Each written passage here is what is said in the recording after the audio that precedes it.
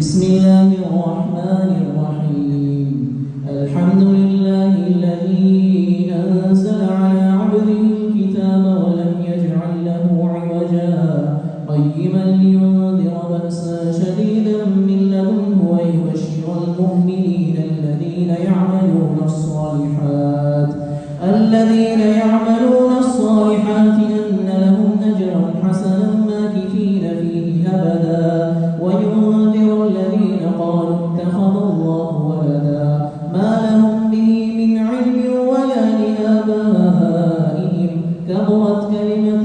تخرج من أفواههم إن يقولون إلا كذبا فلعلك باخع نفسك على آثارهم إن لم يؤمنوا بهذا الحديث أسفا إنا جعلنا ما على الأرض زينة لها لنبلوهم أيهم أحسن عملا وإنا لجاعلون ما عليها صعيدا جرزا أم حسبت أن أصحاب الكهف والرقيم كانوا من آياتنا عجبا إذ أوى الفتية إلى الكهف فقالوا ربنا آتنا من لدنك رحمة وهيئ لنا من أمرنا رشدا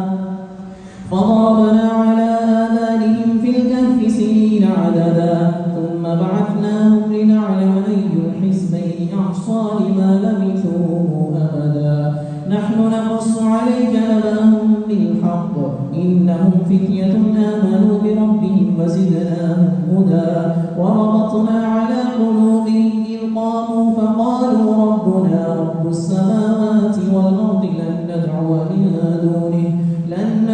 من دونه إلها لقد قلنا إذا شططا هؤلاء قومنا اتخذوا من دونه آلهة لولا يأتون عليهم بسلطان بين فمن أظلم ممن افترى على الله كذبا وإذ اعتزلتموهم وما يعبدون إلا الله فأووا إلى الكهف ينشر لكم ربكم من رحمته ويهيئ لكم من أمركم مرفقا وترى الشمس إذا طلعت تزاور عن كهفهم ذات اليمين وإذا غربت تقرضهم ذات الشمال وهم في فجوة منه ذلك من آيات الله من يهد الله فهو المهتد ومن يضلل فلن تجد له وليا مرشدا وتحسبهم أيقاظا وهم رقود ونقلبهم ذات اليمين وذات الشمال وكلبهم باسط ذراعيه بالوصيد لو اطلعت عليهم لوليت منهم فرارا ولملئت منهم رعبا وكذلك بعثناهم ليتساءلوا بينهم قال قائل منهم كم لبثتم قالوا لبثنا يوما أو بعض يوم قالوا ربكم أعلم بما لبثتم فابعثوا أحدكم بورقكم هذه إلى المدينة فلينظر أيها أزكى طعاما فليأتكم برزق منه وليتلطف ولا يشعرن بكم أحدا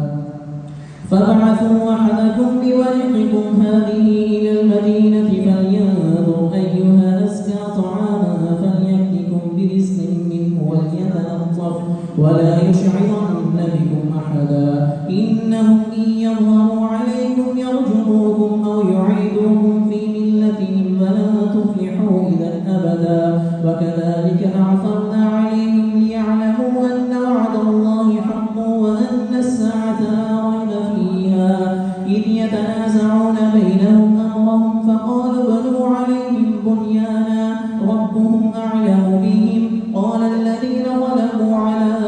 أمرهم لنتخذن عليهم مسجدا سيقولون ثلاثة رابعهم كلبهم ويقولون خمسة سادسهم كلبهم رجما بالغيب ويقولون سبعة وثامنهم كلبهم قل ربي أعلم بعدتهم ما يعلمهم إلا قليل فلا تمار فيهم إلا مراء ظاهرا ولا تستفت فيهم منهم أحدا ولا تقولن لشيء إني فاعل ذلك غدا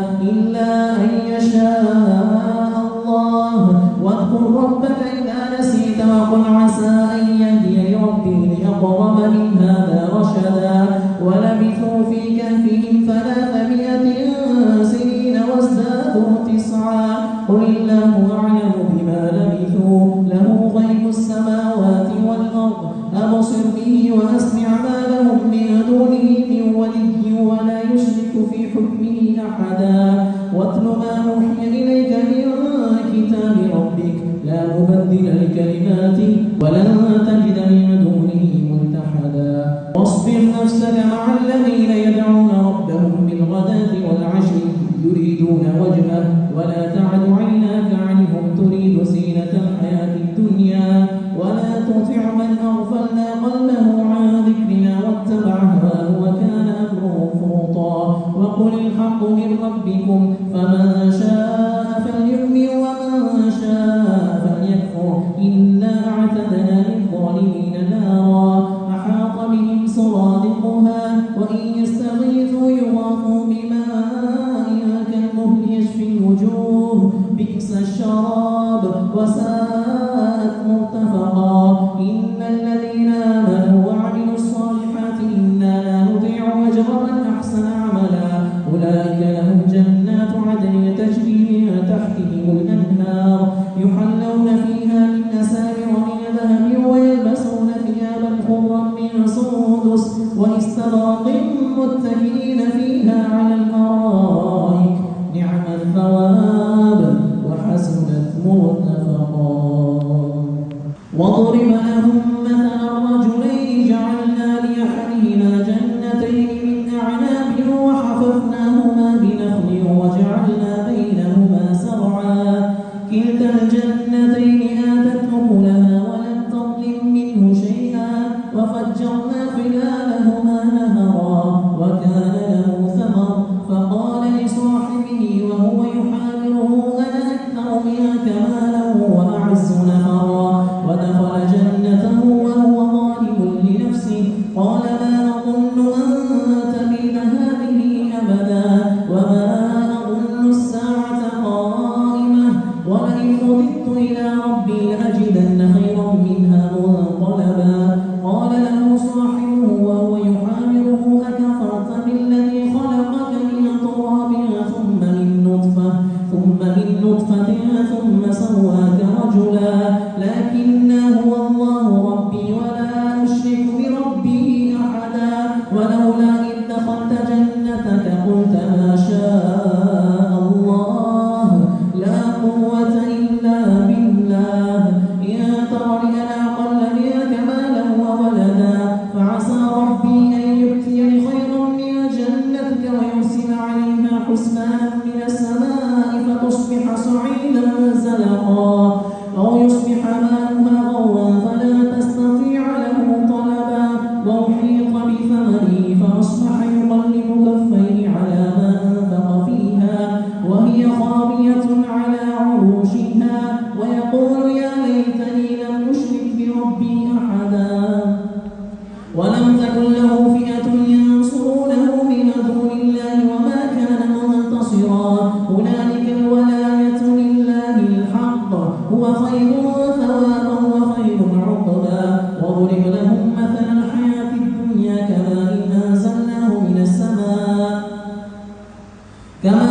أنزلناه من السماء فاختلط به نبات الأرض فأصبح هشيما تذروه الرياح وكان الله على كل شيء مقتدرا المال والبنون زينة الحياة الدنيا والباقيات الصالحات خير عند ربك ثوابا وخير أملا ويوم نسير الجبال وترى الأرض بارزة وحشرناهم فلم نغادر منهم أحدا وعرضوا على ربك صفا لقد جئتمونا كما خلقناكم أول مرة بل زعمتم أن لن نجعل لكم موعدا ووضع الكتاب فترى المجرمين مشفقين مما فيه ويقولون يا ويلتنا ما لهذا الكتاب لا يغادر صغيرة ولا كبيرة إلا أحصاها ووجدوا ما عملوا حاضرا ولا يظلم ربك أحدا وإذ قلنا للملائكة اسجدوا لآدم فسجدوا إلا إبليس كان من الجن ففسق عن أمر ربه أفتتخذونه وذريته أولياء من دوني وهم لكم عدو بئس للظالمين بدلا ما أشهدتم خلق السماوات والأرض ولا خلق أنفسهم وما كنتم متخذ المضلين عضدا ويوم يقول نادوا فدعوهم فلم يستجيبوا لهم وجعلنا بينهم موبقا ورأى المجرمون النار فظنوا أنهم واقعوها ولم يجدوا عنها مصرفا ولقد صرفنا في هذا القرآن للناس من كل مثل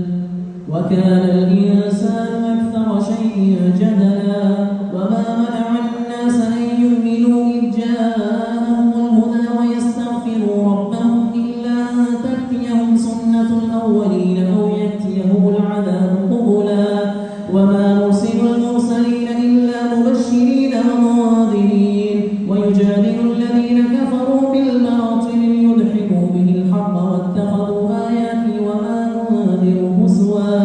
ومن أظلم ممن ذكر بآيات ربه فأعرض عنها ونسي ما قدمت يداه إنا جعلنا على قلوبهم أكنة أن يفقهوا وفي آذانهم وقرا وإن تدعوهم إلى الهدى فلن يهتدوا إذا أبدا وربك الغفور ذو الرحمة لو يؤاخذهم بما كسبوا لعجل لهم العذاب بل لهم موعد لن يجدوا من دونه موئلا وتلك القرى أهلكناهم لما ظلموا وجعلنا لمهلكهم موعدا وإذ قال موسى لفتاه لا أبرح حتى أبلغ مجمع البحرين أو أمضي حقبا فلما بلغا مجمع بينهما نسيا حوتهما فاتخذ سبيله في البحر سربا فلما جاوزا قال لفتاه آتنا غداءنا لقد لقينا من سفرنا هذا نصبا قال أرأيت إذ أوينا إلى الصخرة فإني نسيت الحوت وما أنسانيه إلا الشيطان أن أذكره واتخذ سبيله في البحر عجبا قال ذلك ما كنا نبغي فارتد على آثارهما قصصا فوجدا عبدا من عبادنا آتيناه رحمة من عندنا وعلمناه من لدنا علما قال له موسى هل أتبعك على أن تعلمني مما علمت رشدا قال إنك لن تستطيع معي صبرا وكيف تصبر على ما لم تحط به خبرا قال ستجدني إن شاء الله صابرا ولا أعصي لك أمرا قال فإن اتبعتني فلا تسألني عن شيء حتى أحدث لك منه ذكرا فانطلقا حتى إذا ركبا في السفينة خرقها قال أخرقتها لتغرق أهلها لقد جئت شيئا إمرا قال ألم أقل إنك لن تستطيع معي صبرا قال لا تؤاخذني بما نسيت ولا ترهقني من أمري عسرا فانطلقا حتى إذا لقيا غلاما فقتله قال أقتلت نفسا زكية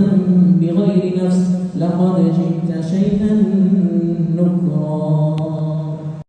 قال ألم أقل لك إنك لن تستطيع معي صبرا قال إن سألتك عن شيء بعدها فلا تصاحبني قد بلغت من لدني عذرا فانطلقا حتى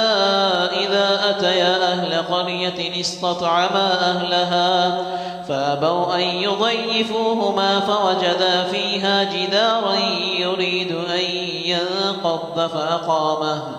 قال لو شئت لاتخذت عليه أجرا قال هذا فراق بيني وبينك سأنبئك بتأويل ما لم تستطع عليه صبرا أما السفينة فكانت لمساكين يعملون في البحر فأردت أن أعيبها وكان وراءهم ملك يأخذ كل سفينة غصبا وأما الغلام فكان أبواه مؤمنين فخشينا أن يرهقهما طغيانا وكفرا فأردنا أن يبدلهما ربهما خيرا منه زكاة وأقرب رحما وأما الجدار فكان لغلامين يتيمين في المدينة وكان تحته كنز كنز لهما وكان أبوهما صالحا فأراد ربك أن يبلغا أشدهما ويستخرجا كنزهما رحمة من ربك وما فعلته عن أمري ذلك تأويل ما لم تسطع عليه صبرا ويسألونك عن ذي القرنين قل سأتلو عليكم منه ذكرا إنا مكنا له في الأرض وآتيناه من كل شيء سببا فأتبع سببا حتى إذا بلغ مغرب الشمس وجدها تغرب في عين حمية ووجد عندها قوما قلنا يا ذا القرنين إما أن تعذب وإما أن تتخذ فيهم حسنا قال أما من ظلم فسوف نعذبه ثم يرد إلى ربه فيعذبه عذابا نكرا وأما من آمن وعمل صالحا فله جزاء الحسنى وسنقول له من أمرنا يسرا ثم أتبع سببا حتى إذا بلغ مطلع الشمس وجدها تطلع على قوم لم نجعل لهم من دونها سترا كذلك وقد أحطنا بما لديه خبرا ثم أتبع سببا حتى إذا بلغ بين السدين وجد من دونهما قوما لا يكادون يفقهون قولا قالوا يا ذا القرنين إن يأجوج ومأجوج مفسدون في الأرض فهل نجعل لك خرجا على أن تجعل بيننا وبينهم سدا قال ما مكني فيه ربي خير فأعينوني بقوة أجعل بينكم وبينهم ردما آتوني زبر الحديد حتى إذا ساوى بين الصدفين قال انفخوا حتى إذا جعله نارا قال آتوني أفرغ عليه قطرا فما استطاعوا أن يظهروه وما استطاعوا له نقبا قال هذا رحمة من ربي فإذا جاء وعد ربي جعله دكا وكان وعد ربي حقا وتركنا بعضهم يومئذ يموج في بعض ونفخ في الصور فجمعناهم جمعا وعرضنا جهنم يومئذ للكافرين عرضا الذين كانت أعينهم في غطاء عن ذكري وكانوا لا يستطيعون سمعا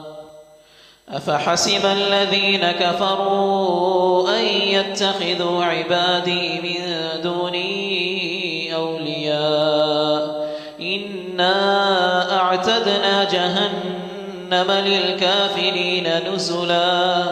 قل هل ننبئكم بالأخسرين أعمالا الذين ضل سعيهم في الحياة الدنيا وهم يحسبون أنهم يحسنون صنعا أولئك الذين كفروا بآيات ربهم ولقائه فحبطت أعمالهم فلا نقيم لهم يوم القيامة وزنا ذلك جزاؤهم جهنم بما كفروا واتخذوا آياتي ورسلي هزوا إن الذين آمنوا وعملوا الصالحات كانوا كانت لهم جنات الفردوس نزلا إن الذين آمنوا وعملوا الصالحات كانت لهم جنات الفردوس نزلا خالدين فيها لا يبغون عنها حولا قل لو كان البحر مدادا لكلمات ربي لنفد البحر قبل أن تنفد كلمات ربي ولو جئنا بمثله مددا